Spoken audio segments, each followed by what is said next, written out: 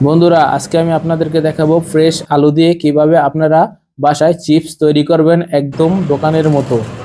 একদম মচমচা কচকচা, হাতে মুচুর দিলেই সব ভেঙে গুঁড়ো হয়ে যায়। বন্ধুরা, প্রথমে আমি 2 পিস আলু ছিলে তারপরে এটাকে পিলারের সাহায্যে স্লাইস করে নিচ্ছি। চিপসের মতো করে স্লাইস করে নিচ্ছি। আর এই চিপসটা বানানোর জন্য সবসময় আপনারা নতুন যে আলুটা আছে এটা নেওয়ার চেষ্টা করবেন, তাহলে আপনাদের চিপসগুলা অনেক মচমচা হবে এবং পারফেক্ট হবে। তো মোটামুটি আলুগুলো আমার করা হয়ে গিয়েছে। তো এবারে আমি তেলের ভিতরে হালকা মিডিয়াম ফ্রাই করে নিব। তো এবারে কিন্তু আমি ফ্রাই করে নিচ্ছি।